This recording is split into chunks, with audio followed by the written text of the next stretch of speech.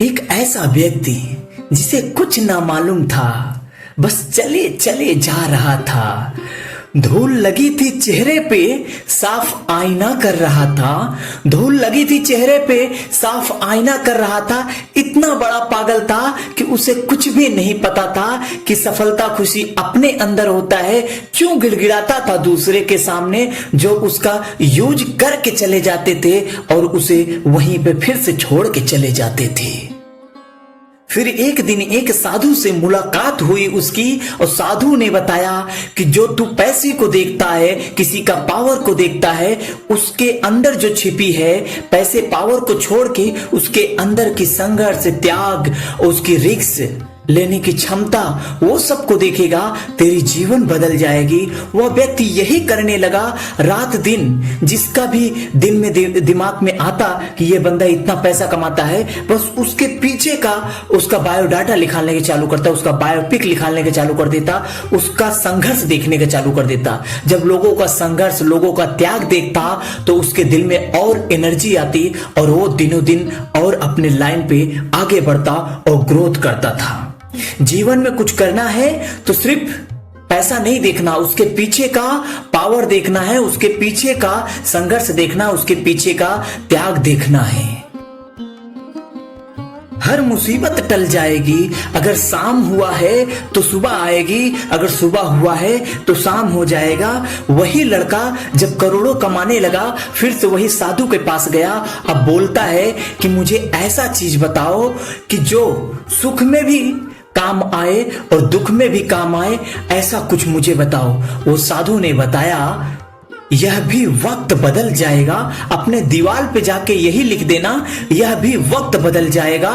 तो उस वक्त वो लड़का बड़ा नॉर्मल फील कर रहा था। वो गया, वो साधु के बातों को लिखा, पर उसे कुछ दिन बाद एनालाइज हुआ। जब उसके घर पे मुसीबत पड़ी तो उसे लगा कि अब कैसा होगा, कैसे गुजरेगा जिंदगी। तो वो शब्द याद आया, तो वो शब्द को बार बार मंथन करने लगा कि यह भी वक्त गुजर जाएगा। पहले खुशी था तो खुशी का पल गुजर गया है, अब दुख आया है तो दुख भी गुजर जाएगा। इसीलिए बोलते हैं कि ज्ञानी की बात हमेशा ज्ञान पे रखना चाहिए, ध्यान पे रखना चाहिए, क्योंकि ज्ञानी कभी ऐसे नहीं बोलता। पहले अपनी जिंदगी में तौलता है, फिर बोलता है। साथ सबके रहना है, पर भरोसा खुद पे करना है।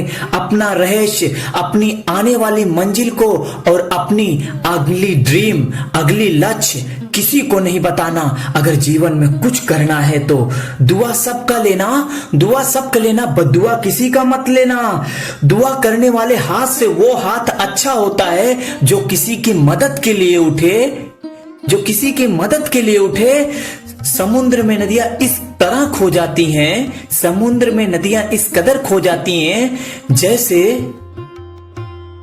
स्वार्थ में अच्छाइयां खो जाती हैं।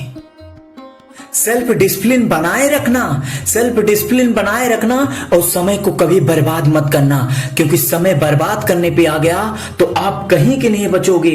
हर काम को 100% करना, हर काम को 100% करना।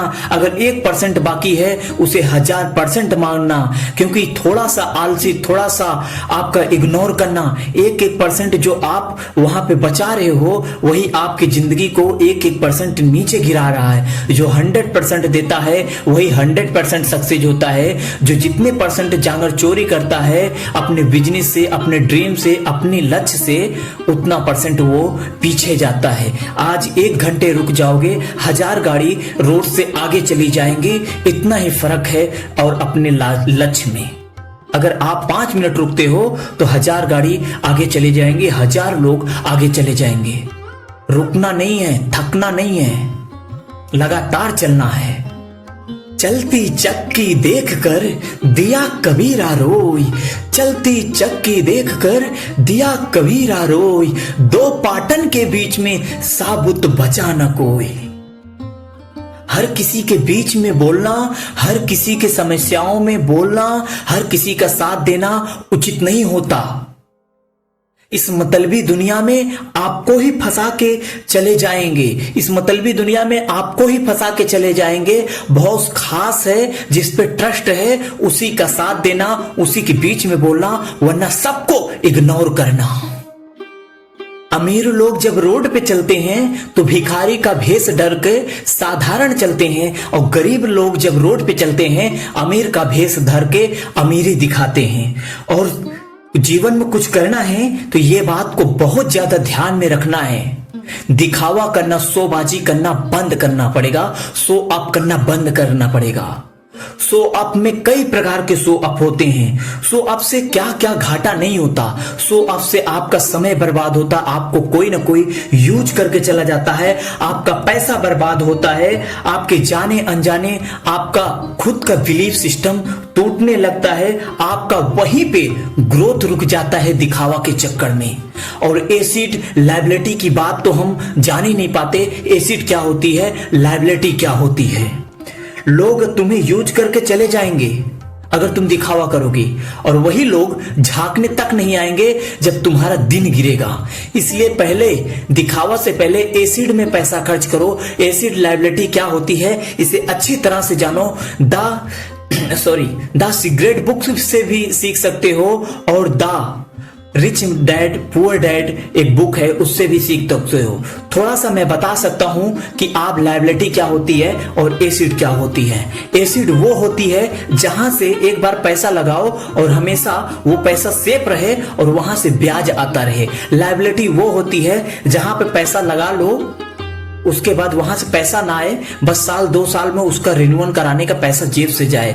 लायबिलिटी में वो आता है जैसे कि घर हो गया, गाड़ी हो गया, दूसरे के घर बंगला बनवा दिया, या फिर कहीं पे ऐसे दर पे ऐसे कुछ दिखावा करने वाला सामान खरीद लिया, वो लायबिलिटी में आता है। इसमें क्या है कि हमेशा रिन्यूअल कराना पड़ेगा। आप गाड़ी खरीदोगे तो उसमें डीजल डलाना पड़ेगा, उसका मेंटेनेंस करना पड़ेगा, दुनिया भर का काम लगा रहेगा। मोबाइल खरीदोगा तो वो भी उसमें काम लगा रहेगा।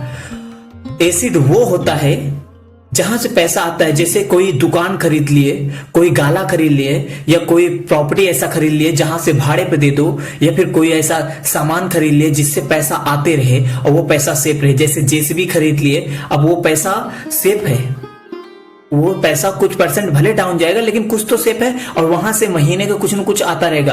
और दुकान पे अगर कहीं इन्वेस्ट कर दिए तो वो क्या है, आपका दुकान का रेट तो धीरे धीरे बढ़ता रहेगा, जमीन का जैसे रेट बढ़ेगा वैसे वो दुकान का रेट बढ़ता रहेगा, प्लस उसका ब्याज हर महीने कोई न कोई देता रहेगा जो भी भाड़ा रहेगा। और दूसरा नंबर, जैसे डेबिट वगैरह करा लिए, 100 करोड़ का भी करा लिए तो साल का 50 लाख रुपए ऐसे ही घर बैठे आ रहा है, उसका फिर से एफडी करा ले। ये सब एसिड होता है, इसको समझना बहुत ज्यादा जरूरी होता है। अगर जिंदगी में कुछ भी करना है तो एसिड लायबिलिटी को सीखना पड़ेगा, दिखावा को बंद करना पड़ेगा, लालच को बंद करना पड़ेगा, अहंकार को बंद करना पड़ेगा, शर्म को त्यागना पड़ेगा। उचित दर पे शर्म करना है, जहां पे माँ बाप का सर झुके वहां पे शर्म करना है, और अपने जीवन में हमेशा सेल्फ डिसिप्लिन रखना है।